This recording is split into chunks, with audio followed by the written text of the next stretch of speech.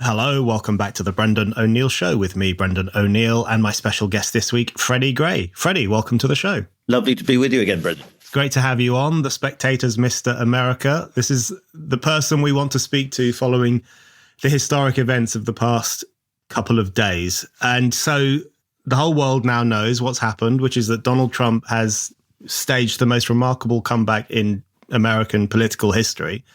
Kamala Harris has fallen flat on her face. As the Babylon Bee put it, America has unburdened itself of what has been, next to a picture of Kamala looking really depressed. I just want to get your initial response when all this happened, when it became clear in the middle of the morning sometime that Trump was actually going to do it.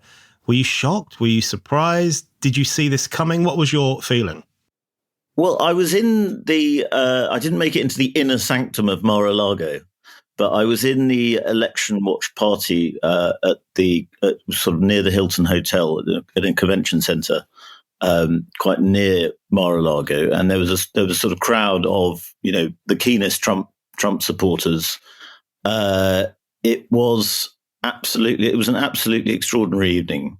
It was like being at a kind of when Pennsylvania came in around midnight, I think it was.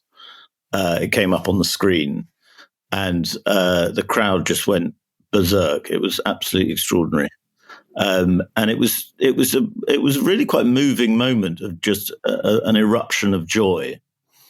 And I was next to this very nice woman from Oklahoma. I love Trump fans. I don't care what people say. They're the nicest people you'll ever meet. They're always incredibly friendly, sort of generous spirited, and interested in talking to you. And this woman from Oklahoma just turned to me and she said, "God has saved our country," and she was welling up, and she really meant it, and so it was quite touching.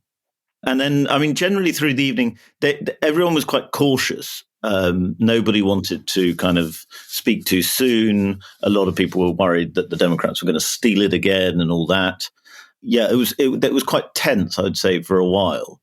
But then as the evening went on, the kind of elation built up. And then Donald Trump came in and he always does this. He gives a sort of weirdly disappointing speech when you expect him to give the great historic speech. He did a sort of rally speech. But that was sort of fitting, and the crowd almost appreciated it more that he wasn't even bothering to do a kind of great moment in history speech. But it was an extraordinary evening, and I thought quite interesting that he got J.D. Vance to speak first.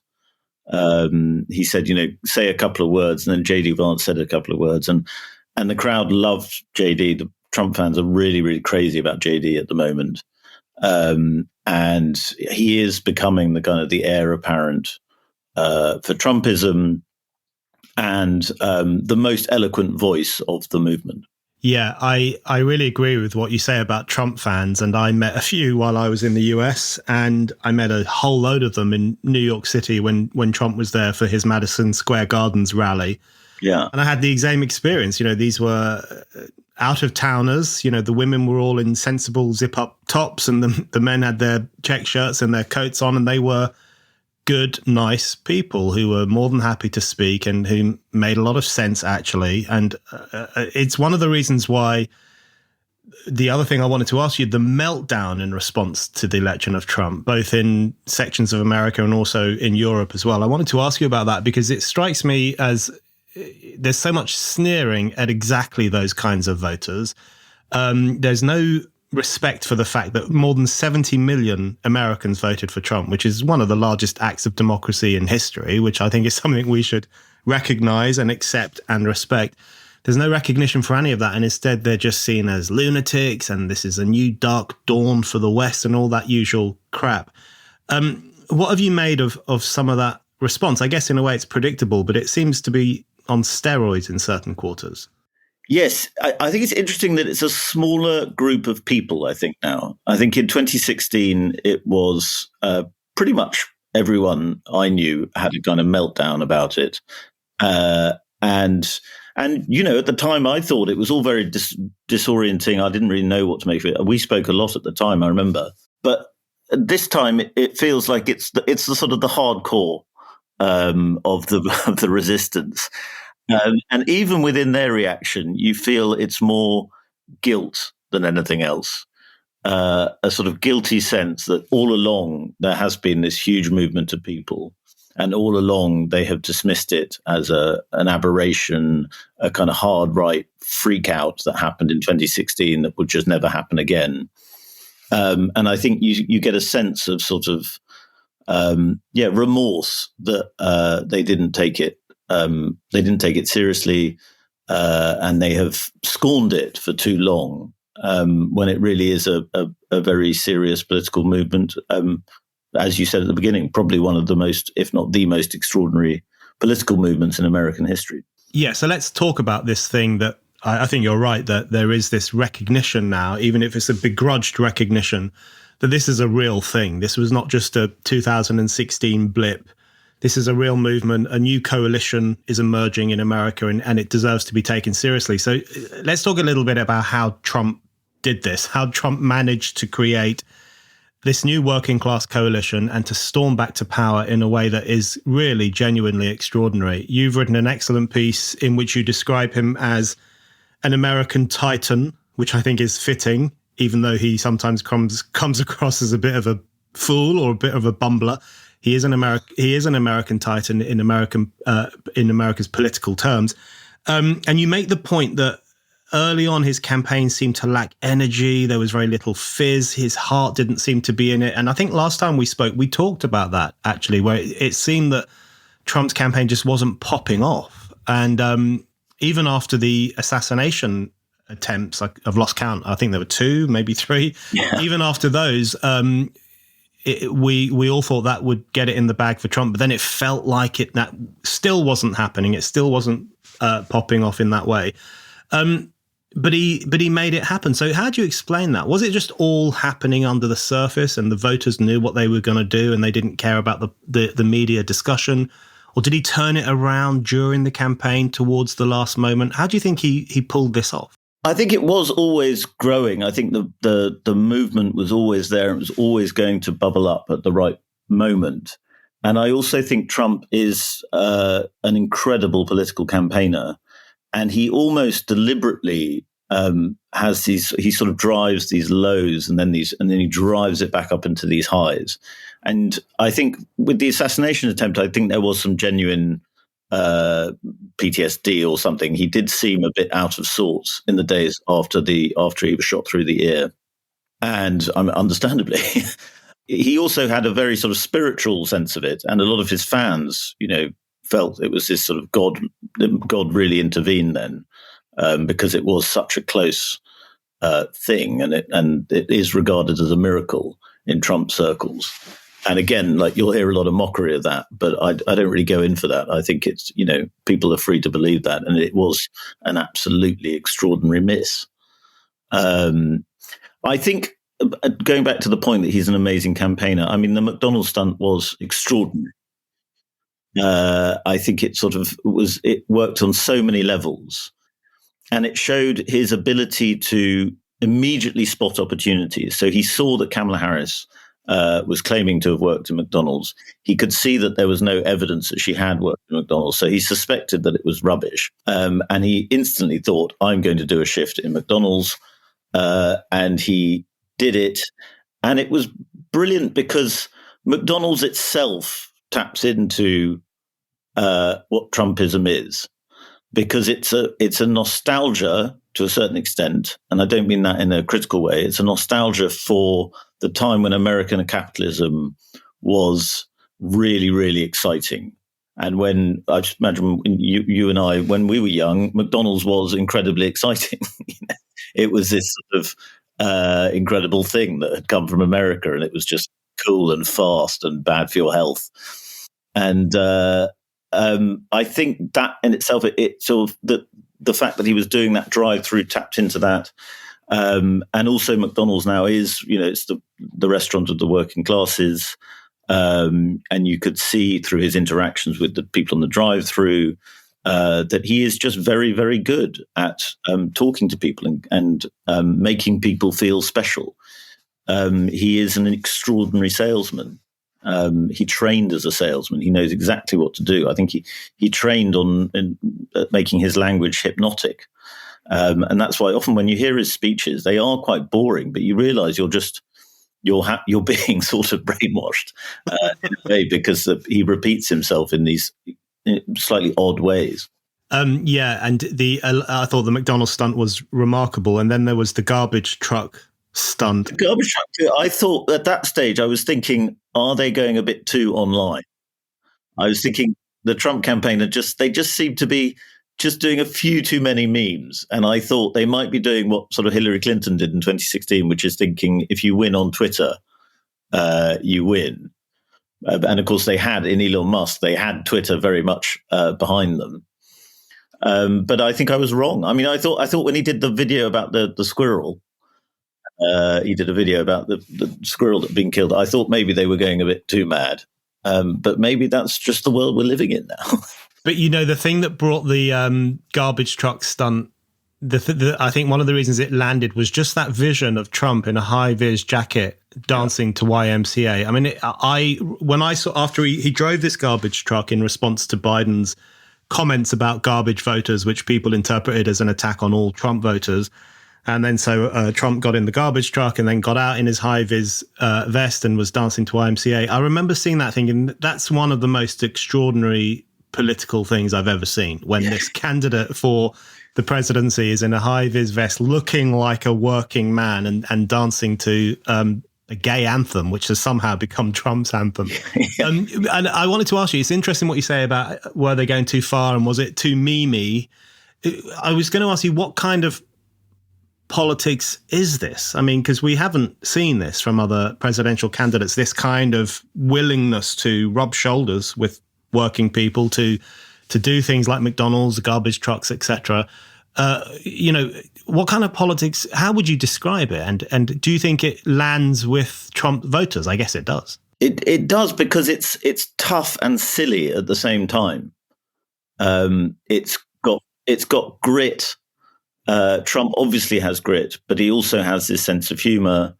And when there was a ridiculous reaction to the McDonald's stunt, which was, Democrats were saying, "Oh, well, this was a stunt. This was a photo op," and everyone else thought, "Well, of course it was." But Trump himself, when he's doing the stunt, he's smiling because he sees the absurdity of it, and he's willing to send himself up, which is a very winning quality in anyone, I think. I mean, with the garbage, with the high-vis vest, he went up and he did a little riff about how his team told him it was slimming, and he thought he was told he looked thin in it, so that's why he's wearing it and stuff. And he was just genuinely amusing about it. So I think that is a big part of it. I think the humor, and it makes people think, well, he's not this, fascist Nazi dictator. Of course, that's not to say that a sense of humor is necessarily a sign that you're a good moral person. But I think it's certainly true that no one can sort of square the fascist imagery with the garbage truck guy. Many of us dream of escaping the 9-to-5 and becoming our own boss, but taking that first step is not always easy.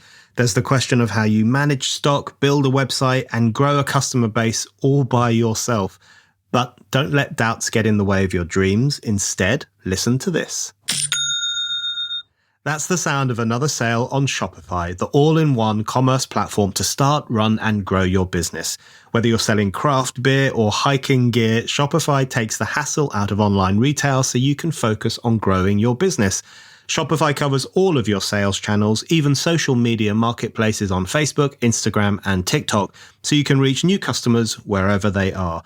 Shopify also comes with industry-leading tools and gives you complete control over your business.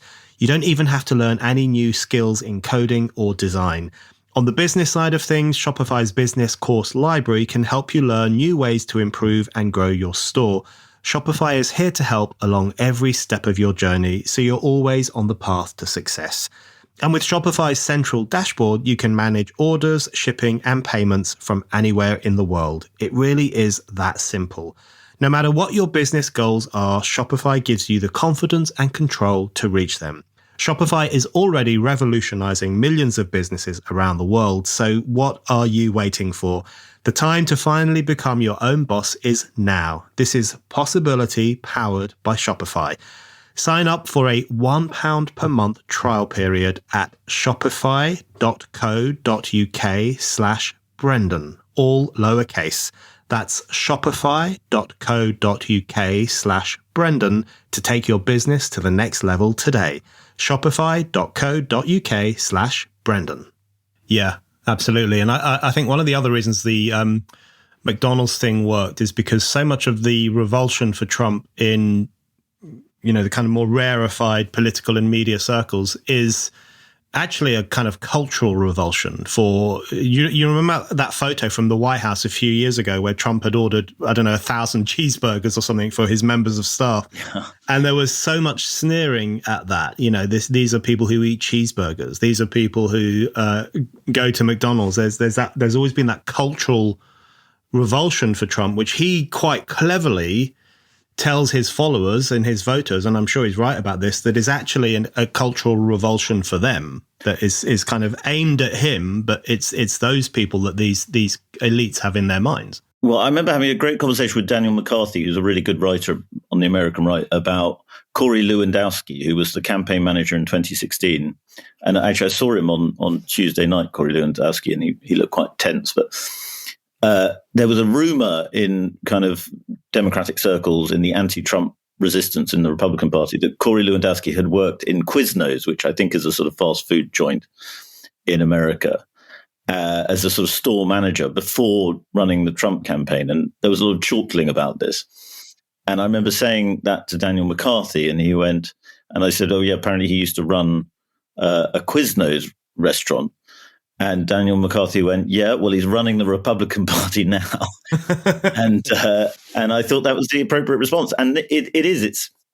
It's the people for whom the system works or has worked very well find it revolting. They look down on it. It's snobbery. It's the fact that America has hardened into a class system now. There is a coastal elite that does not that just doesn't quite know how to handle empowered working class people. And it was very interesting, there's a lot of talk at the moment about the Latino vote, but in Florida, I saw a lot of Hispanics, and they were all, on Wednesday morning, they were all beaming. They were like smiling knowingly at you, like sort of almost their eyes were sort of hopeful that you might be a fellow Trump fan. And Asian Americans too. There a lot of Asian Americans in that Trump rally. There was a lot of Asian Americans who just feel this kind of joy, and it's a multiracial, lower class coalition. I wanted to ask you about that coalition because you write about this in your piece on the American Titan, and you talk about his forging of a new working class coalition. And it's so true. And I think it just galls the left so much that Trump has been able to build this fairly tight, multiracial coalition of working people and poorer people and others as well. Tell us a little bit about how his coalition has fortified, because obviously that's what he tried to do last time, but it didn't quite work. It wasn't enough. And he lost in 2020, but he's managed to do it successfully this time. He's increased the Latino vote. He's increased his vote among African Americans. He's doing very well amongst working class Americans. Tell us a bit about who this coalition is made up of and what they think. Well, I think in terms of the Trump campaign, I think the broadcast media strategy has been vindicated.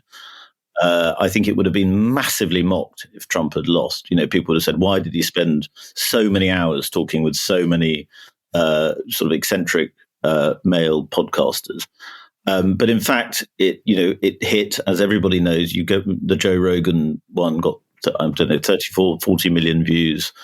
And that tapped into a very male group. A lot of men who spend time online feel a bit disconnected from the real world. They feel a bit ignored and even oppressed by the real world they live in. and mocked by it very often. And I think that Trump identified with them and he engaged with them. And apparently this was all on the advice of his son, Barron, who listens to all that stuff all the time. So I think that was brilliant in terms of just campaigning. But I do think that possibly one can overread this slightly. I think, yes, he added to his coalition this year, but the reason why a lot of those voters went back to Trump in 2024 was because of Kamala Harris, who was a very, very weak candidate, and she did not connect with those voters at all. Whereas Joe Biden, for all his flaws, for all his debility, did. And I think a really interesting question is, could Joe Biden have won in 2024, even in his state? I mean, the polls were drifting away from him, but perhaps not as much as people thought. And he did have blue collar support. People saw him as a man who understood the unions, who was an Irish Catholic. He had swing belt appeal, and he, I think the Democrats hoped that Harris would appeal to women much more than Biden. I don't think that really worked out quite as much as they were hoping, but it obviously didn't. Yeah, I think James Carville, veteran Democratic strategist, said that a comatose or dead Biden would be better with swing voters than Kamala Harris, and he was right. Yeah, he's often right in his very abrasive manner, James Carville. I want to ask you about Kamala in a minute, because I find her whole campaign grimly fascinating, I must say. But just on the question of the manosphere for a minute, which you mentioned there, because you write about this in your piece. You write about how successfully Trump tapped into the manosphere. And when I was reading how you described it, I actually thought to myself, that's quite heartening, actually, because there are so many blokes out there, young men in particular, who do feel oppressed by wokeness, or do feel that society just doesn't take them seriously, or thinks of them as potentially dangerous, people who need to be neutered and tamed and kept in their place. And as we know, a lot of them drift off to people like Andrew Tate or some of the darker corners of the web, which is not pleasant at all. So when the idea that Trump potentially is bringing some of these people into a huge, vast, established political movement is, I think, no bad thing. But I wanted to ask you what it means for the media. Because one thing it seems to me that Trump did successfully is he circumvented the mainstream media. He just went for all the alternative things, even though things like Rogan are now huge. He went for all those things and he went for the new media. He went for the alternative media. And I wondered, what do you think that means going forward? I mean, you work for one of the oldest magazines in the world, and a very established old media outlet. What do you think it means that someone like Trump was able to do that? Will the old media get its act together? Is it end days for them? How do you think that will play out? I think the legacy media has become the word that we all use to describe it. I think that their influence and their ability to shape the conversation has gone. And indeed, they have when journalists try and impose a bias, it tends to backfire. Because people see the opposite. And I am struck at the Battle of Ideas that I went to, I'm struck that even when you try to be reasonable about Trump, a lot of people, not necessarily, I'm not talking about Trump fans here, but a lot of people in the audience, they instantly they suspect that you have some sinister bias against Trump, even when you don't. And I think that's because there is this sense that the media are this sort of vile group that are doing everything they can to stop Trump. And that sense is right, largely. It's not completely right. But, the media have regarded their role as I said in the piece, as the sanctioned opposition. They see that they have a duty to protect people from Donald Trump. And that's obviously ridiculous, arrogant, and wrong. So I think the media is diminishing, and I think you are seeing these podcasters And it's not just male. Kamala Harris tried to do it with the Call Her Daddy podcast, but I think I saw someone pointing out that got 700,000 views, whereas Rogan got 40 million. I think on the male point, I think, there, as you were suggesting there a lot of men are kind of driven into thinking that they might be incels, even though they're not.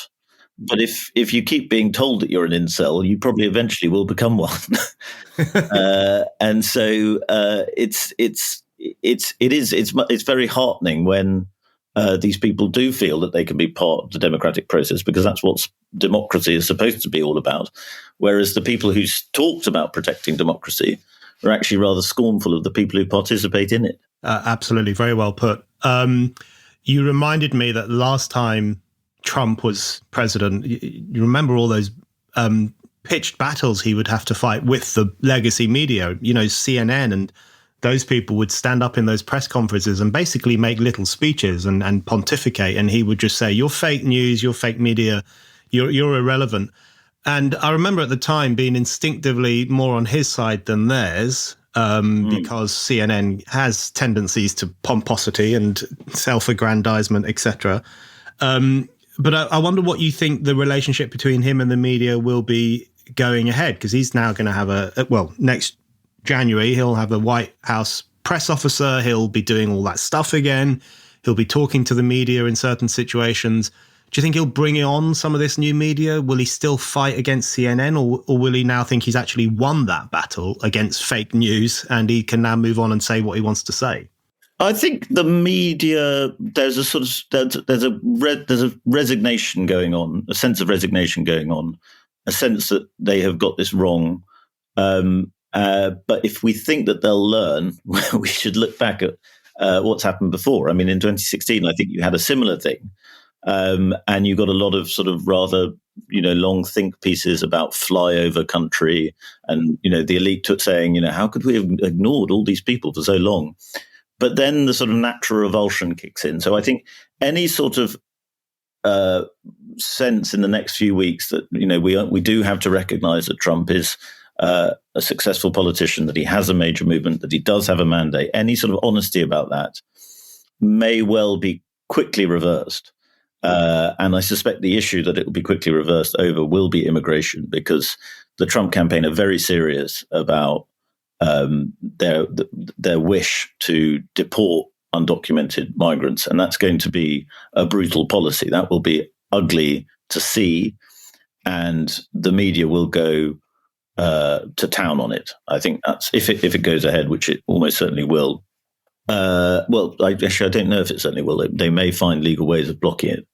But if the Trump campaign tries to do it, you will see a similar reaction to when he announced the Muslim ban in 2015, 2016. I think the sense in Republican circles is that they are more professional now and they know how to do it. Whereas in sort of when Steve Bannon was chief strategist in the White House, it was very, flood the zone with shit. Sorry, I think was the expression. And that was the strategy. The more you can make them angry, the better. But that was not really a serious sort of way of driving policy. I think there are more people now in the Trump movement that have spent longer thinking about it, that have had time to prepare. I think it will be chaotic because Trump world has all these weird factions within it, all squabbling away and scrambling for influence. And Trump himself is so transactional and instinctive that he might just suddenly, rather than listening to people who he's been talking to for ages about a serious policy, he might just say, hey, I quite like what this guy's saying and let's do it this way. So it will still be chaotic. But I think Trump has won the argument to a large extent on immigration. And I think they will have far more organization behind them as they attempt to deal with the crisis at the southern border. I mean, there's an extraordinary number of people have come in illegally to America in the last 4 years, something like 7.5 million. There's a lot of anger about that. And so they'll have some political will to do it. I just think the people that are now saying maybe we need to learn about the Trump movement, they will quickly become revolted again.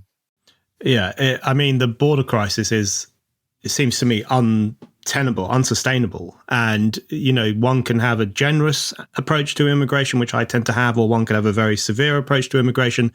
That doesn't matter. The fact, if there's a flow of people across your border that you're not clocking or controlling or democratically okaying, that's a problem for any nation, because it just means you're a porous nation. And that argument has really landed with voters. I noticed that while I was in the US. A lot of voters are deeply concerned about the border. Just to add to that, I mean, once you have had such a porous border for so long, the only policy options to deal with it are horrible.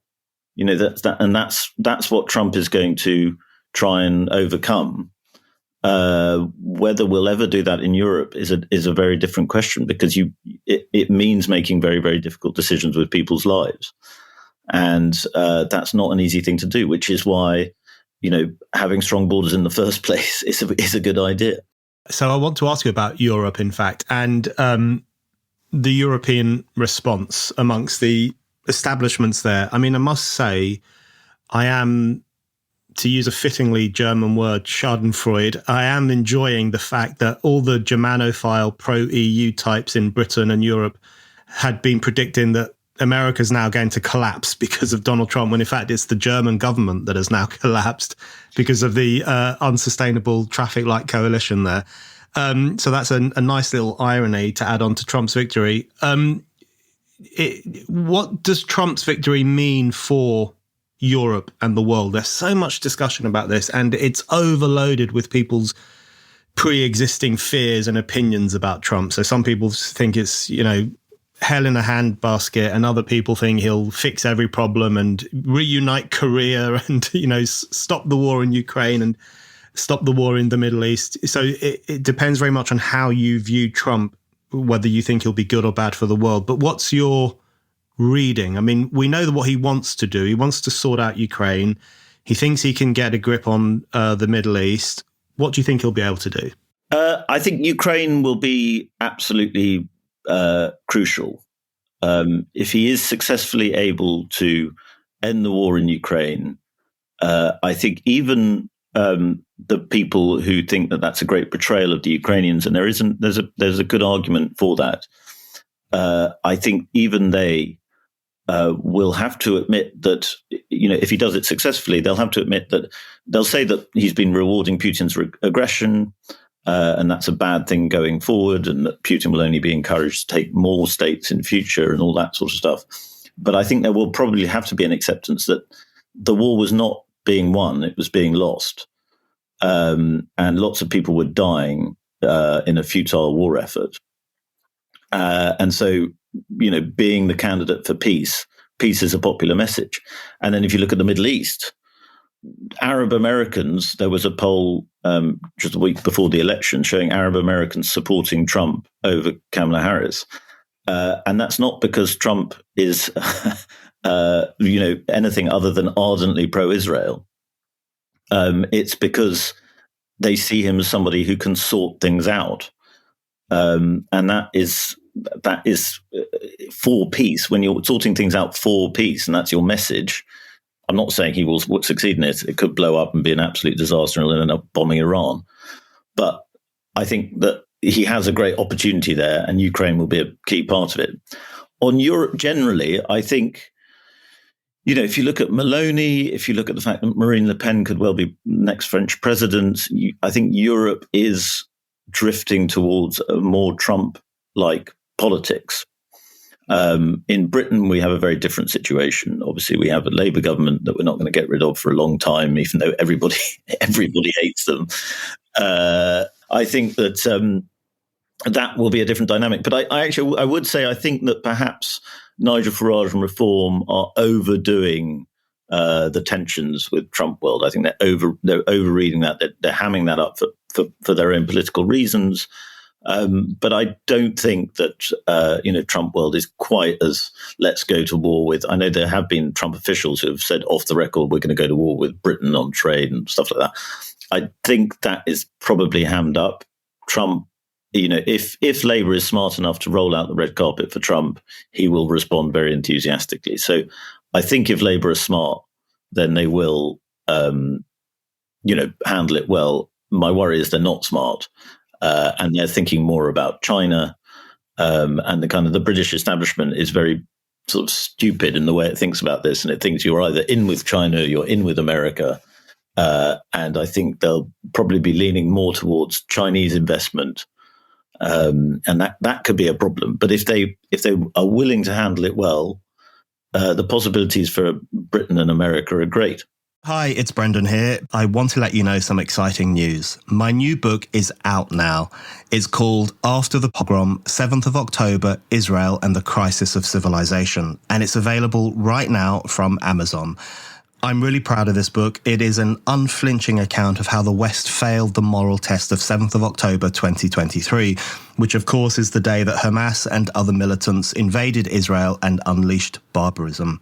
The book documents in chilling detail how activists, academics, and others in the West ended up making excuses for Hamas's violence, ended up taking the side of the pogromists against the pogrom's victims, and ended up, in the process, turning their backs on the values of civilization. The book is fundamentally a call to arms for Western civilization. It makes the case for restoring Enlightenment values and standing with Israel while it's under attack by radical Islamists. I don't know if an author is allowed to describe his own book as essential reading, but I really do think it's essential reading.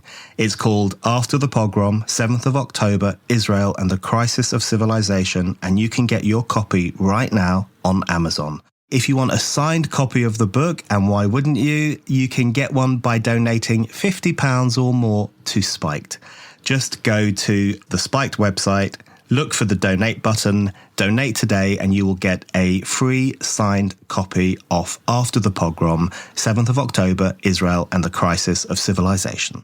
Absolutely. If David Lammy can keep his sixth form of socialism under control and stop calling Trump a Nazi. So on Kamala, then, I had this very strange emotion the day before we were recording this, when she gave her resignation speech or her defeat speech, and I actually felt a little bit sorry for her, I have to say, because I did think to myself, she was an awful candidate. She really was. And that infernal laugh will haunt me for the rest of my life, and just the vacuousness of it. Of her whole campaign, I mean, not just the laugh, and her inability to connect with so many voters and so on. So she played it very badly, but I found myself thinking, well, why was she there in the first place? All of it seems so accidental. You know, there was the Biden crisis, and they suddenly decided overnight that actually he was quite unwell, having told us for a year that he was perfectly fine. She was thrust into the limelight. She wasn't really democratically chosen by the party. She was a bit of an imposition on them. It all was a complete mess. So what do you make of the Kamala phenomenon? How much do you hold her responsible for this disaster? Or do you think it reflects badly on the entire party? I think it reflects very badly on the entire party. And I think I spoke to some Democrats in Washington, and they were sort of saying, you know, if we lose, I think it's time for a real reckoning within the party, because, you know, they wouldn't say it as clearly as this, but what they were effectively saying is, we lied to the American people about Joe Biden's mental health for 4 years, and then we imposed Kamala Harris and pretended that she was the hottest political phenomenon on the planet, when nobody had really voted for her, and she wasn't a good candidate. She was obviously not a good candidate. I think there might be sort of more intelligent people in the Democratic Party. People talk a lot about Josh Shapiro, the governor of Pennsylvania, as being somebody who can sort of realize what's going on, and try to reset the party as something that is electable. I think it might be difficult for them because they are so, for 8 years, ever since Trump first emerged, they are so, anti-Trumpism is so ingrained within them that I don't think they'll be able to do it. But I mean, it is extraordinary that the Democratic Party has got itself into this position of just not being the party of the working man. They tried, you know, Harris tried this centrist pitch, but her centrist pitch was so odd. You know, while Trump was getting RFK Jr. and Elon Musk and sort of liberals, really, who just felt angry about free speech and the pandemic and so on. Well, Trump was making that much more intelligent coalition, much more coherent coalition, albeit in a sort of eccentric, crazy way. Kamala Harris was reaching out to Liz Cheney and Dick Cheney, the Cheney family, who I think it's fair to say are despised by most of the population. And she seemed to think that made her the centrist, that made her the reasonable person. And Americans looked at that and thought, you're completely barking mad. I don't think that is just a sort of political class being so blinkered that it cannot see past itself. Yeah. And Trump's attacks on Liz Cheney, I thought, landed so well when he called her crazy, warmongering. She wants to kill thousands of people. I mean, as usual, he over-egged it, but I'm sure it landed with a lot of people. And especially for that reason you've just outlined, which is the bizarre idea that in hanging out with the Cheneys, Kamala would demonstrate that she's this unifying figure, when in fact it just made her seem even more weird. Well, I thought that Trump was actually echoing the language of, and I'm now, because I'm very tired, I've forgotten the name of the song. I think it's Fortunate Son, Clarence Creedwater revival. That's the core. It's a song about Vietnam, and it's about being called up to Vietnam, and you can't get out the draft because you're not a senator's son. It's a great song. I'm sure everyone knows it. I'm not going to sing it because it would be very painful for your listeners. But Trump was sort of echoing, how would she feel with the guns pointed at her? And the chorus of that song is, and when the band plays Hail to the Chief, they point the cannons at you. And that's a very deep American libertarian spirit, which is the government should not send you off to die for their own interests. And Trump was speaking to that, and that just shows how much more in tune he is with the way Americans think than Kamala Harris and Liz Cheney. Absolutely. And those kind of leftist writers, those kind of the more haughty leftist writers who are attacking Trump for saying, what if the guns were pointing at Liz Cheney? They said the exact same thing about Dick Cheney during the Iraq War. They said the same thing. Would you go to Iraq? Would you fight in this war? It was the exact same idea. Yes. And as you say, that strain has been in American kind of countercultural politics for a very long time. I want to ask you about, in relation to Kamala, some of the how her campaign changed and morphed over time. I mean, the most notable thing, which even the BBC has clocked, is that she pivoted from a position of joy, whatever that meant, and I'm sure that didn't connect with people who are more interested in wages and food than they are in joy and Oprah Winfrey. But she went from the kind of joy focus to then finally embracing the idea that Trump is a fascist. She kind of, when John Kelly came out and said Trump has very authoritarian fascistic tendencies, she leapt on that. She gave a press conference. She said, look, now we know he's a fascist.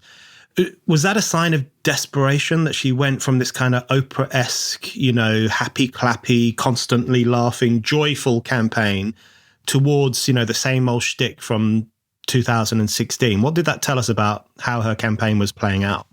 I think the postmortems of the Democratic campaign are just going to be fascinating. And the real story of the year is what happened with Joe Biden. I mean, how did it actually play out? We think we know that Nancy Pelosi was involved. We think we know that Obama was involved.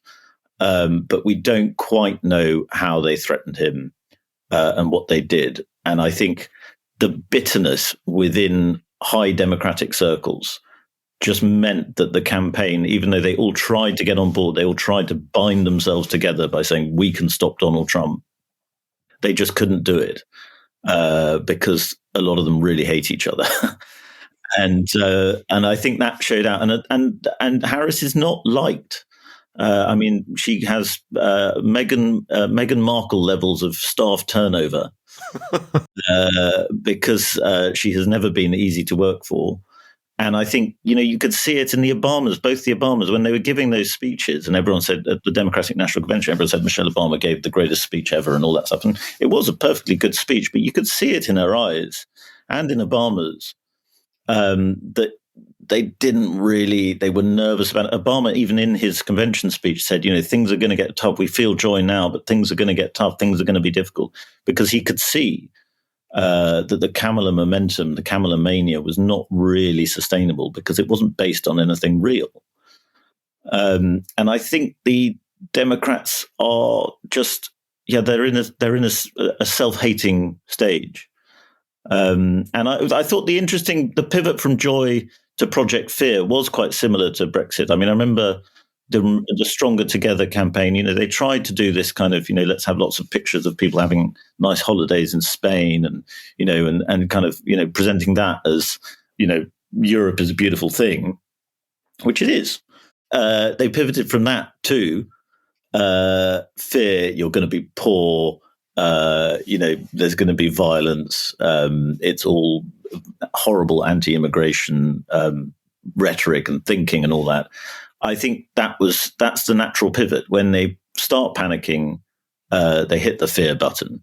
But it backfires because people, particularly Americans, I'd say, they feel this strong urge to stick two fingers up at people who are trying to intimidate them. The Project Fear element of it really struck me when I was in the US, and I didn't travel widely across the US, but I did encounter voters from both sides and campaigners from both sides. And what struck me about the Kamala campaigners I met was how joyless they were. And I'm sure it's not true for all of them, but certainly many of the ones I met were, they were convinced that Trump was a form of Nazism. A lot of them were saying the world will burn in terms of climate change if Trump gets into power. There was a real dread of the future, a kind of apocalyptic dread of what will happen if this man who they've convinced themselves is demonic, if he gets back into power. Whereas among Trump voters, some of the Trump voters I met, and I'm sure there are hardcore MAGA people who are a bit nuts. I'm sure that's true, as the media keeps telling me is true. But amongst the ordinary Trump voters I met, there was a bit more of a lightness and a kind of an airiness and certainly, hopefulness. If Trump gets back in, things will get better and God will smile on the country. There was a positivity that you didn't often see on the other side. Was that your experience of when you met them? Because the impression from the media, of course, is so often the opposite, that, the Trump voters are these angry white men and they're stomping around and they hate this person and they hate that person. And I didn't find that at all. No, I think they are angry. They are angry about things. I think it's not true to say that, they're just purely wonderful people. But I think they're right to be angry because they despise back the elite that despises them. I think there's certainly that sense. And going back to Kamala Mania, I think the last time I came on this show was from Chicago. And I certainly felt there was a real Kamala Mania there, but it was mad. It felt like, I think I said at the time, felt like people were on drugs. They were just sort of, they got high on this idea, but it was a synthetic high. And someone put it, Chris Colwell, who's a brilliant writer. I recommend everyone should read him if they want to know what's going on in America. He said, it's a bit like the high you might feel if you've been banging your head against a wall for 5 years and then you stop. I think that joy was synthetic, and then it did turn to a sort of a slightly miserable, bitter rage. And I think Trump supporters do feel joy, and certainly the multiracial element, because they finally feel that maybe they don't have to be called racist because they're so obviously not just white people, and there is that kind of that joyousness there.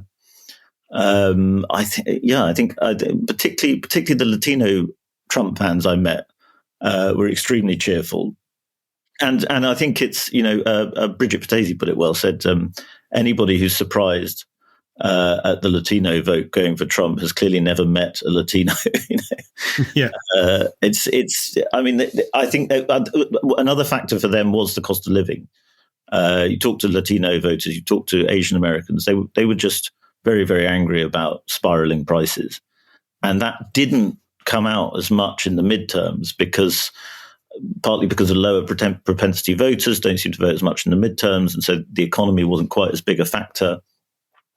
But also Trump himself put his finger on it. I put this in the piece you mentioned at the beginning, when he gave his campaign launch speech just after the midterms, and he said Americans aren't really feeling the pain of it yet, but they will. And I think he was right. I think there's a sort of delayed pain to inflation that expresses itself in the ballot box, but not quite as quickly as some people think. Yeah.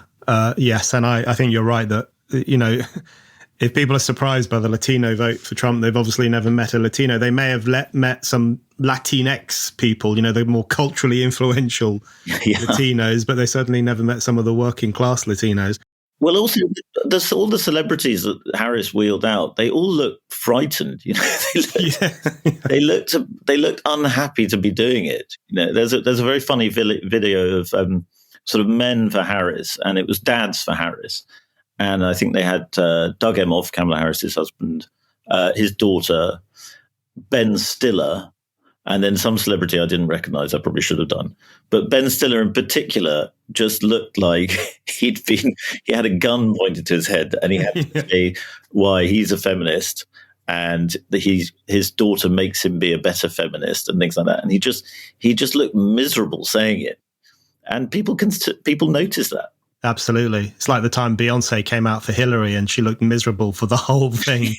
I want to ask you just two more questions about what might come next. So firstly, on the Democrats, we've touched on this and you've mentioned Josh Shapiro, and I keep thinking to myself, there's got to be one decent Democrat who understands that working class people have some very serious concerns about inflation and who doesn't think that 15-year-old boys should be allowed onto the girls' sports team, and who's able to be normal and serious about working people's concerns.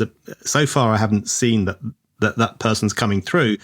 But what do you think happens next for the Democrats? Where will it go? I mean, you're right to say that the intrigue of this year, the court intrigue of this year, is going to come out. It's already leaking out. We know that Nancy Pelosi hasn't spoken to Joe Biden since he moved aside. And you're absolutely right about the Obamas. You could just tell they were not behind Kamala in the way that they said they were. So all those tears and rips are going to become much more apparent. Do you think they'll be able to ride through this and come to their senses at some point? I think there'll be a big drive to. I think they have problems, though, in the fact that they are such a donor-dominated party. And when Kamala Harris was elevated to the top of the ticket, she came under a lot of pressure to drop the more popular aspects of Bidenomics, things that protected American workers and so on, from very, very rich big business donors who don't like that sort of thing. And I think the Democrats do have this problem of they are at the highest level of the Democratic Party, the donors and the top of the party itself. They are so rich that they are completely removed from reality, and they know that they're threatened by the political reality. And I just think it will be hard for them to overcome it, short of a revolution within the party itself. But what we've seen in the past is that the Democrats are much better at quelling populist, if you like to use that word, populist uprisings. I mean, Bernie Sanders would have won in 2016 had not the Democratic Party effectively stitched up the primary process and anointed Hillary Clinton as the nominee. I think they might struggle if there's a Bernie figure again in 2028. They might struggle to do that. But I'm not sure. And of course, they're completely torn apart over the Israel-Palestine question, because the core of the party and the more traditional Democrats are very pro-Israel. There is, of course, a very, very strong Jewish Democratic vote.